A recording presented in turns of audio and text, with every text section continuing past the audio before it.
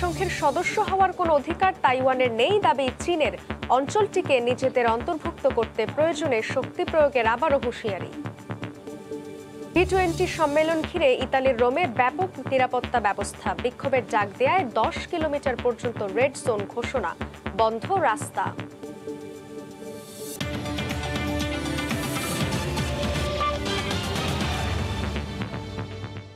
আন্তর্জাতিক সময়ের সঙ্গে আছি আমি জান্নাতুল সাদ।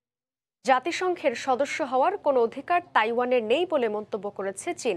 স্থানীয় সময় বুধবার এক সংবাদ সম্মেলনে দেশটির তাইওয়ান বিষয়ক কার্যালয়ের মুখপাত্র তাইওয়ানকে চীনের অন্তর্ভুক্ত করতে প্রয়োজনে শক্তি প্রয়োগের হুঁশিয়ারি দেন। যুক্তরাষ্ট্র তাইওয়ানকে জাতিসংঘের সদস্য করার আহ্বান জানানোর পর এই প্রতিক্রিয়া জানিয়েছে বেইজিং।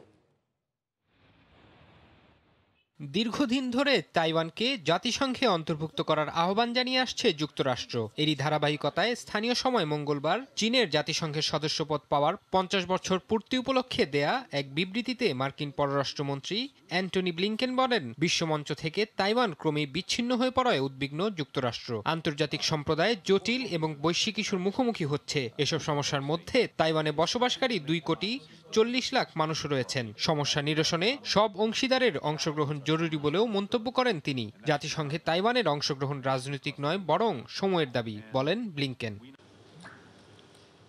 মার্কিন পররাষ্ট্রমন্ত্রীর তাইওয়ানকে জাতিসংঘে অন্তর্ভুক্তির বিষয়ে মন্তব্যে ক্ষোভ প্রকাশ করেছে চীন। স্থানীয় সময় বুধবার বেইজিংয়ে আয়োজিত এক সংবাদ সম্মেলনে দেশটির তাইওয়ান বিষয়ক কার্যালয়ের মুখপাত্র বলেন, জাতিসংঘের সদস্য হওয়ার কোনো অধিকার তাইওয়ানের নেই। অঞ্চলটিকে চীনের অংশ দাবি করে তিনি আরও জানান, তারা এখনও তাইওয়ানের সঙ্গে পুনরায় একত্রিত হতে চান। প্রয়োজনে শক্তি প্রয়োগ করতেও দ্বিধা করবে না বলে হুঁশিয়ার করেন তিনি। এদিকে সাম্প্রতিককালে চীন তাইওয়ানের আকাশসীমা লঙ্ঘন থেকে শুরু করে একাধিক সামরিক প্রদর্শনী চালালেও দেশটির সঙ্গে অস্ত্র প্রতিযোগিতায় নামতে চায় না বলে জানিয়েছে তাইপে। নিজেদের পার্লামেন্টে এক প্রতিবেদনের মাধ্যমে এই অবস্থান তুলে ধরেছে তাইওয়ানের প্রতিরক্ষা মন্ত্রণালয়। গেল বছর বেইজিং তাইওয়ানের আকাশ প্রতিরক্ষা অঞ্চলে সামরিক কর্মকাণ্ড জোরদার করার পর থেকেই উত্তেজনা শুরু হয়। চীন তাইওয়ানকে তাদের ভূখণ্ড বলে দাবি করে আসছে দীর্ঘদিন ধরে। চীনের শাসন মেনে নিতে অঞ্চলটিকে রাজনৈতিক ও সামরিকভাবেও চাপ দিয়ে আসছে বেইজিং। ফরহাদ চৌধুরী, সময় সংবাদ। ইতালির রোমে আয়োজিত জি-20 সম্মেলনকে কেন্দ্র করে পুরো নগরীতে ব্যাপক নিরাপত্তা ব্যবস্থা গ্রহণ করা হয়েছে। সম্মেলনের দিন কয়েকটি সংগঠন বিক্ষোভের ডাক দেয়ায় নগরীর গুরুত্বপূর্ণ কিছু রাস্তা বন্ধ করে দেওয়া হয়েছে। বিমানবন্দরে নেওয়া হয়েছে কঠোর নিরাপত্তা ব্যবস্থা। সম্মেলন কেন্দ্রের 10 কিলোমিটার পর্যন্ত রেড জোন ঘোষণা করা হয়েছে। ইতালি থেকে বিস্তারিত জানাচ্ছেন জুমানা মাহমুদ। ইতালির রাজধানী রোমে আগামী শনি ও রোববার অনুষ্ঠিত হতে যাচ্ছে 2 দিনব্যাপী জি-20 সম্মেলন। এখানে বিশ্বের 20টি দেশের রাষ্ট্র ও সরকার প্রধান কিংবা তাদের প্রতিনিধিদের অংশগ্রহণের কথা রয়েছে। তবে কোন কোন দেশের সরকার প্রধান আসবেন তা নিয়ে কঠোর গোপনীয়তা রক্ষা করা হচ্ছে বলে জানিয়েছে স্থানীয় গণমাধ্যম। এদিকে সম্মেলনকে ঘিরে রোমে ব্যাপক নিরাপত্তা ব্যবস্থা গ্রহণ করা হয়েছে। আশপাশের এলাকায় সীমিত করা হয়েছে যান চলাচল। শহরের বিমানবন্দরে নিরাপত্তা ব্যবস্থা জোরদার করা হয়েছে। আমন্ত্রিত অতিথিরা নামবেন সেনা নিয়ন্ত্রিত চাম্পিনো বিমানবন্দরে। এই সম্মেলনকে কেন্দ্র করে বেশ কয়েকটি সংগঠন রাজধানী রোমে বিক্ষোভ সমাবেশ করার অনুমতি পেয়েছে। যদিও এসব সমাবেশ হবে গ্রিন পাস বিরোধী। বিক্ষোভ সমাবেশের কারণে নগরীর গুরুত্বপূর্ণ বেশ কিছু সড়ক এরই মধ্যে বন্ধ করে দেয়া হয়েছে। আসন্ন জি-20 সম্মেলনে অংশগ্রহণকারী দেশগুলোর অর্থনৈতিক উন্নয়নে গুরুত্বপূর্ণ সিদ্ধান্ত আসতে পারে। এতে করোনা মহামারীতে ক্ষতিগ্রস্ত দেশগুলোকে আর্থিক সহায়তা দেওয়ার আলোচনা হতে পারে। ইতালি, ফ্রান্স, জার্মানি, যুক্তরাষ্ট্র সহ বিশ্বের 20টি গুরুত্বপূর্ণ দেশ অংশ নিচ্ছে সম্মেলনে। পর্যবেক্ষকরা বলছেন এই 20টি দেশের সম্মেলন খুবই গুরুত্বপূর্ণ। সম্মেলনকে ঘিরে ক্ষোভ বিক্ষোভ যাই থাকুক না কেন, এখান থেকে এই অংশগ্রহণকারী দেশগুলো তাদের অর্থনীতির ইতিবাচক সিদ্ধান্ত নিতে সক্ষম হবে। ইতালির রোম থেকে জুমানা মাহমুদ, সময় সংবাদ। ইতালিয়ান শব্দ মাফিয়া, যা ভৌগোলিক গণ্ডি পেরিয়ে বিশ্বজুড়ে অপরাধীদের চিহ্নিত করার তকমা হিসেবে ব্যবহার হয়ে আসছে। জুয়া, মাদক পাচার, জালিয়াতি, লোন শেয়ারিং ও চুরি ডাকাতি সহ নানা সন্ত্রাসী কর্মকাণ্ড করেন মাফিয়া সদস্যরা। সম্প্রতি ইতালির স্বরাষ্ট্র মন্ত্রণালয়ের জননিরাপত্তা বিভাগ দেশটির নিরাপদ ও ঝুঁকিপূর্ণ শহরের তালিকা প্রকাশ করেছে। ভেনিস থেকে ইতালি প্রতিনিধি মাকসুদ রহমানের তথ্য ও ছবিতে রিপোর্ট। দক্ষিণ ইতালির সিসিলি দ্বীপের অপরাধীদের বলা হতো মাফিয়া, তবে এখন মাফিয়া শব্দটি ছড়িয়ে পড়েছে বিশ্বজুড়ে। দেশটির রাজধানী রোম থেকে দক্ষিণে নেপোলি, ক্যালাব্রিয়া ও সিসিলি ছিল মাফিয়াদের অভয়ারণ্য। 25 অক্টোবর ইতালির স্বরাষ্ট্র মন্ত্রণালয়ের জননিরাপত্তা বিভাগ প্রকাশিত নতুন পরিসংখ্যানে দেখা যায় মাফিয়া কর্মকাণ্ড এখন আর দক্ষিণে সীমাবদ্ধ নেই, তা ছড়িয়ে পড়েছে উত্তরের সমৃদ্ধ শহরগুলোতেও। চক্রটির তালিকার প্রথম স্থানে রয়েছে বাণিজ্যিক রাজধানী মিলান। 2021 সালের 25 অক্টোবর পর্যন্ত মোট 1,59,613টি অপরাধ রেকর্ড করা হয়েছে শহরটিতে, যা প্রতি 1 লাখ জনসংখ্যার মধ্যে 4,866টি। দ্বিতীয় স্থানে বোলজানো শহরে প্রতি লাখে 4,636টি, আর তৃতীয় অবস্থানে থাকা রিমিনি শহরে 4,603টি অপরাধ ঘটেছে। অপরাধপ্রবণ আরও কিছু শহর হল প্রাতো, ফ্লোরেন্স, তুরিন ও রোম। এই যখন ইতালির কিছু শহরে মাফিয়া কর্মকাণ্ডের চিত্র, তখন দেশটিতে অসংখ্য শহর রয়েছে শান্তিপ্রিয়, সম্পূর্ণ মাফিয়া কর্মকাণ্ড মুক্ত। এদের মধ্যে অন্যতম হল সার্দিনিয়ার অরিস্তানো, বেনভেনোত, ত্রিভেজু, কুনিও, প্রিমন্তে, লোদি ও ট্রেন্তো। এছাড়াও ইতালির 20টির মতো শহর রয়েছে যেখানে কোনো চুরির ঘটনাও ঘটেনি। ইতালিতে চলতি বছর প্রতিদিন গড়ে 5,215টি অপরাধের ঘটনা রেকর্ড করা হয়েছে, যা 2020 সালের তুলনায় 7.5% বেশি। এসব অপরাধের পাশাপাশি দেশটিতে বেড়েছে সাইবার ক্রাইম। সময় সংবাদ। ব্রাজিলের প্রেসিডেন্ট জেইর বোলসোনারোর বিরুদ্ধে অপরাধের অভিযোগ আনার সুপারিশের পক্ষে ভোট দিয়েছেন সিনেটররা। এর আগে বুধবার বোলসোনারোর বিরুদ্ধে একটি প্রতিবেদন অনুমোদন দেয় দেশটির সিনেটের তদন্ত কমিটি। প্রতিবেদনে বোলসোনারোর বিরুদ্ধে মানবতাবাদী অপরাধ ও করোনা মহামারী নিয়ন্ত্রণে ব্যর্থ হওয়া সহ 9টি অপরাধের জন্য অভিযুক্ত করার আহ্বান জানানো হয়। প্রেসিডেন্ট ছাড়াও আরও 77 জন এবং 2টি কোম্পানির বিরুদ্ধে অভিযোগ আনা হয়েছে। তবে এ ব্যাপারে এখনও নিজের অবস্থানে অনড় রয়েছেন বোলসোনারো। শুরু থেকে কোভিড-19কে খুব একটা গুরুত্ব দেননি তিনি। এছাড়া ভুল তথ্য, মাস্ক ব্যবহার ও সামাজিক দূরত্ব মেনে চলার মতো আন্তর্জাতিক নির্দেশনাগুলোকেও অমান্য করেন বোলসোনারো।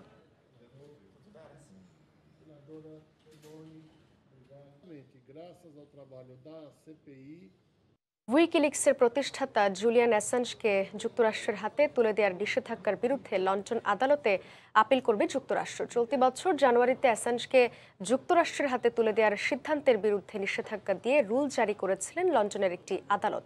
তার মানসিক স্বাস্থ্যের বিষয়টি বিবেচনা করেই ওই রায় দেন বিচারক। 2010 সালে পেন্টাগন ও মার্কিন পররাষ্ট্র মন্ত্রণালয়ের লাখ লাখ নথি ফাঁস করে আলোড়ন তুলেছিলেন উইকিলিক্স প্রতিষ্ঠাতা জুলিয়ান অ্যাসাঞ্জ। ওই ঘটনার পর থেকেই অ্যাসাঞ্জ যুক্তরাষ্ট্রে তার প্রত্যর্পণ ঠেকাতে 2012 থেকে আশ্রয় নেন লন্ডনের ইকুয়েডর দূতাবাসে। দীর্ঘ 7 বছর সেখানে গৃহবন্দী থাকার পর 2019 সালের 11 এপ্রিল দূতাবাস ভবন থেকে তাকে গ্রেফতার করে লন্ডন পুলিশ। একই সঙ্গে তাকে 50 সপ্তাহের কারাদণ্ডাদেশ দেন আদালত। এরপর থেকেই যুক্তরাজ্যের বেলমার্শ কারাগারে রয়েছেন অ্যাসাঞ্জ।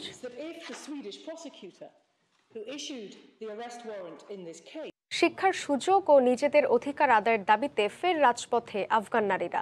বুধবার রাজধানী কাবুলে বিক্ষোভ করেন কয়েকশো নারী। এদিকে আফগানিস্তান পুনর্গঠনে আন্তর্জাতিক সম্প্রদায়ের কাছে সহযোগিতা চেয়েছে চীন ও পাকিস্তান। এর আগে দোহায় তালেবানের শীর্ষ নেতাদের সঙ্গে বৈঠক করেছেন চীনা পররাষ্ট্রমন্ত্রী। চলতি বছরের আগস্টে তালেবান ক্ষমতা গ্রহণের পর থেকেই বন্ধ হয়ে গেছে আফগানিস্তানের নারী শিক্ষা কার্যক্রম। এমনকি কাজের জন্য বের হতে পারছেন না আফগান নারীরা। তবে তালেবানের কাবুল দখলের পর থেকেই নিজেদের অধিকার আদায়ে সোচ্চার নারীরা। এর অংশ হিসেবে মঙ্গলবারও রাজধানী কাবুলের রাজপথে নামেন কয়েকশো নারী। অবিলম্বে তাদের শিক্ষার অধিকার ফিরিয়ে দেওয়ার দাবি জানান তারা। বলেন, নারীদের অন্ধকারে রাখতেই শিক্ষার অধিকার থেকে বঞ্চিত রেখেছে তালেবান সরকার। কেউ আমাদের কথা শুনছে না। এখানে নারীদের পড়ালেখা ও কাজের সুযোগ নেই, এমনকি খোলা আকাশে নিঃশ্বাস নেওয়ারও অধিকার নেই আমাদের। আমাদের অধিকার আদায়ে জাতিসংঘকে যথাযথ পদক্ষেপ নেওয়ার দাবি জানাচ্ছি। অধিকার আদায় না হওয়া পর্যন্ত আমরা রাজপথ ছাড়ব না। তালেবান ক্ষমতা গ্রহণের পর থেকেই নানামুখী সংকটে আফগানিস্তান। বিশেষ করে দেশটির অর্থনৈতিক অবস্থা সবচেয়ে নাজুক। এমন পরিস্থিতিতে তালেবানের পাশে দাঁড়িয়েছে চীন। মঙ্গলবার কাতারের দোহায় তালেবানের শীর্ষ নেতাদের সঙ্গে রুদ্ধদ্বার বৈঠক করেন চীনা পররাষ্ট্রমন্ত্রী। আফগানিস্তানের অর্থনৈতিক উন্নয়ন এবং স্থিতিশীলতা ফিরিয়ে আনতে চীন পাশে থাকবে বলে আশ্বাস দেন তিনি। এর আগে আফগানিস্তান পুনর্গঠনে আন্তর্জাতিক সম্প্রদায়ের কাছে সহায়তার যৌথ আবেদন জানান চীনা প্রেসিডেন্ট শি জিনপিং এবং পাকিস্তানের প্রধানমন্ত্রী ইমরান খান। আফগানদের দুর্ভোগ লাঘব, স্থিতিশীলতা ও পুনর্গঠনের জন্য দ্রুত এই সাহায্য প্রয়োজন বলে বিবৃতিতে উল্লেখ করেন তারা। রবিউল ইসলাম আওলাদ, সময় সংবাদ। দেখছেন আন্তর্জাতিক সময়। সংযুক্ত আরব আমিরাতের আজমানের বাংলাদেশে অধ্যুষিত এলাকা পরিদর্শন করেছেন বাংলাদেশের প্রবাসী কল্যাণমন্ত্রী ইমরান আহমেদ। তিনি সসি অঞ্চলের গার্মেন্টস শিল্পের উন্নয়ন ও অগ্রগতি নিয়ে প্রবাসী বাংলাদেশিদের সাথে কথা বলেন। শিবলি আল সাদিকের রিপোর্টে বিস্তারিত। সংযুক্ত আরব আমিরাতের শিল্পাঞ্চল হিসেবে আজমানের গুরুত্ব অনেক। এই অঞ্চলে ধীরে ধীরে গার্মেন্টস শিল্পে যে ভিত তৈরি হয়েছে তা একমাত্র প্রবাসী বাংলাদেশিদের কারণে। এবার সেখানে মালিক ও শ্রমিকদের নানা সমস্যার কথা শুনতে ছুটে এসেছেন বাংলাদেশের প্রবাসী কল্যাণমন্ত্রী ইমরান আহমেদ। আমাদের ভিসা সংক্রান্ত, আমাদের লাশ পাঠানো, আমাদের বাংলাদেশ বিমানের টিকিটের সমস্যা, আমরা বাংলাদেশি হয়ে কিন্তু বাংলাদেশি বিমানে যাচ্ছি না, কারণ কি টিকিটের সমস্যার কারণে। তারপরে হলো আমরা যারা প্রবাসে আছি তারা বাংলাদেশে গেলে এয়ারপোর্টের সমস্যা, সব কিছু মিলিয়ে এটা আমরা দাবি করেছি। সে বলেছে, আশ্বাস দিয়েছে যে আমাদের দাবি দেওয়াগুলো মেনে নিবে। এই সময় গার্মেন্টস শিল্পের উদ্যোক্তারা অতিমূল্যের বিমান ভাড়া, শ্রমিকদের এয়ারপোর্টে হয়রানি সহ নানা জটিলতার কথা তুলে ধরেন। মন্ত্রী এইসব বিষয়গুলো সমাধানের চেষ্টা করবেন বলে আশ্বাস দেন উদ্যোক্তাদের। এই সরকারের সমস্যার সমাধানের ইচ্ছা আছে, তো এই ইচ্ছাকে ইমপ্লিমেন্ট করার জন্য আমিও আছি আপনাদের সামনে। সমস্যাগুলি এখানে আমাদের মাননীয় রাষ্ট্রদূত আছেন। গার্মেন্টস শিল্পাঞ্চল পরিদর্শন শেষে উদ্যোক্তাদের সাথে মতবিনিময় সভায় মিলিত হন তিনি। শিবলি আল সাদিক, সময় সংবাদ, সংযুক্ত আরব আমিরাত।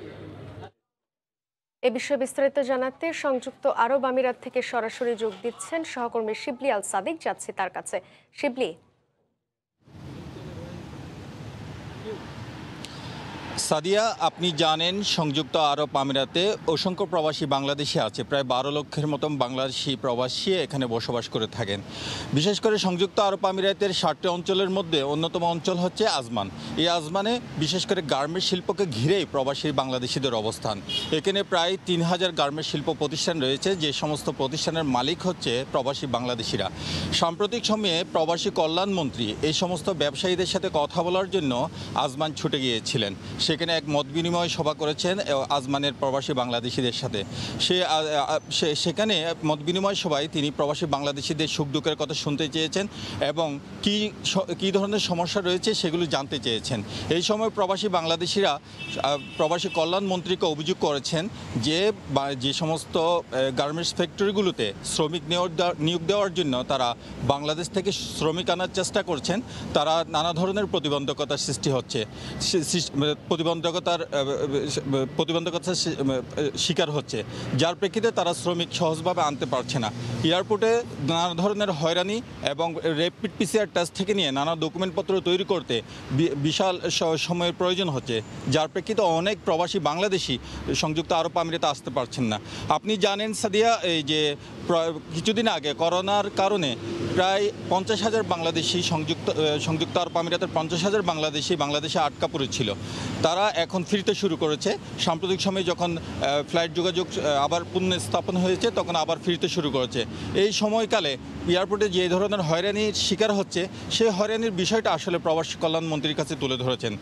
প্রবাসী কল্যাণমন্ত্রী স্থানীয় সাংবাদিকদেরও জানিয়েছেন এইসব বিষয়গুলো আপনারা তুলে ধরেন এবং এই বিষয়গুলো যদি ব্যাপকভাবে আলোচিত হয় তাহলে হয়তো সরকারের একটা সমাধানে আসতে পারবে। তো আরেকটা বিষয় জানিয়ে রাখি, ইতিমধ্যে আপনারা জানতে পেরেছেন সংযুক্ত আরব আমিরাতে এক্সপো শুরু হয়েছে, T20 ওয়ার্ল্ড কাপ চলছে এবং আরও বেশ কিছু ইভেন্ট এখন চলছে এখানে। এই সময়ে পর্যটকদের ভিড় করে সংযুক্ত আরব আমিরাতে। এই সময়টাতে বাংলাদেশ থেকে প্রচুর পর্যটক সংযুক্ত আরব আমিরাতে আসার জন্য প্রস্তুতি নিয়ে রেখেছেন, কিন্তু ভিজিট ভিসাধারীদের সহজভাবে আসতে দিচ্ছে না বলে অনেকে অভিযোগ করেছেন। ভিজিট ভিসাধারীদের নানাভাবে প্রশ্ন করা হচ্ছে এবং অনেকে আর্থিক লেনদেনের মাধ্যমে এখানে আসতে পেরেছেন, অনেকে আবার যারা আর্থিক লেনদেন করতে পারছেন না তারা এখানে আসতে পারছেন না এবং অসংখ্য প্রবাসী এয়ারপোর্টে এসে তারা আবার ফিরে যাচ্ছেন। এই যে জটিল সমস্যাগুলো তৈরি হচ্ছে, এটা মারাত্মক আকারে প্রবাসীরা ক্ষতিগ্রস্ত হচ্ছে এবং অর্থনীতিতে ব্যাপক ক্ষতিগ্রস্ত হওয়ার সম্ভাবনা রয়েছে। প্রবাসীরা জানিয়েছেন যে বাংলাদেশ সরকারের উচিত যে সংযুক্ত আরব আমিরাতে আসার জন্য র্যাপিড পিসিআর বিকাশ সহ অন্যান্য যে সমস্ত জটিলতা দেখা দিয়েছে এবং সহজভাবে সেটা করানোর জন্য তারা অনুরোধ জানিয়েছে সরকারের নিকট, এবং সরকার যদি এই সকল সমস্যাগুলোর সমাধান করে তাহলে অতি সহজে প্রবাসীরা এখানে আসতে পারবেন। বিশেষ করে ভিজিট ভিসার বিষয়টি তারা তুলে ধরেছেন। যে সমস্ত ভিজিটারিরা এখানে ঘুরতে আসতে চাচ্ছেন তাদেরকে যেন সহজভাবে আসতে দেওয়া হয়, এবং যে সমস্ত ভিজিটারিরা কাজের সন্ধানে আসছেন, আপনি জানেন যে সংযুক্ত আরব আমিরাতের 7টি প্রদেশের মধ্যে দুবাইতে মাত্র কর্মসংস্থান ভিসা চালু হয়েছে এবং অন্যান্য প্রদেশগুলোতে এখনও কিন্তু কর্মসংস্থান ভিসা চালু হয় না। এখানে যদি এখানে ভিসা গ্রহণ করতে হয় তাহলে ভিজিট ভিসার মাধ্যমে এসে এখানে তারা ভিসা গ্রহণ করতে হবে। ফলশ্রুতিতে সংযুক্ত আরব আমিরাতে আসার জন্য ভিজিট ভিসাগুলো যদি চালু রাখা হয় অথবা ভিজিট ভিসাধারীদের যদি সহজভাবে আসতে দেওয়া হয় তাহলে প্রবাসী বাংলাদেশিরা অনেক বেশি উপকৃত হবেন বলে সংশ্লিষ্টরা জানিয়েছেন। এই ছিল আমার কাছে সর্বশেষ। সাদিয়া। সংযুক্ত আরব আমিরাত থেকে সরাসরি যুক্ত ছিলেন সহকর্মী শিবলি আল সাদিক।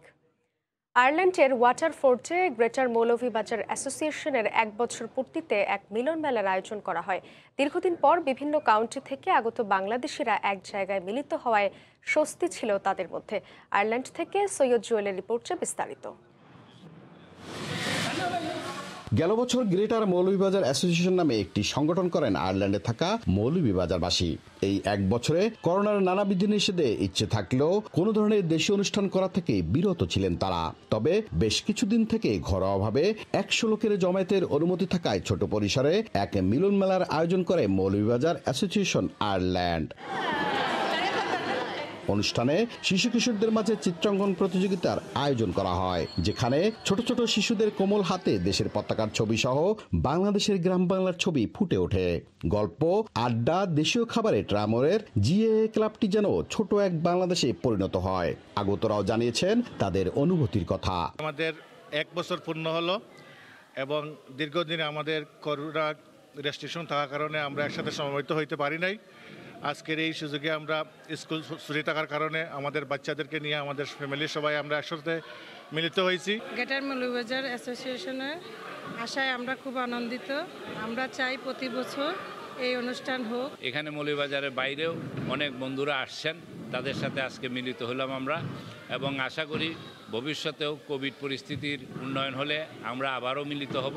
আগামী দিনে এরকম আয়োজন আরো বড় পরিসরে করার পরিকল্পনার কথা জানান আয়োজকরা। করোনা পরবর্তী কারণে আমাদের এই মিলন মেলা অনেক সুন্দর এবং সফল হয়েছে।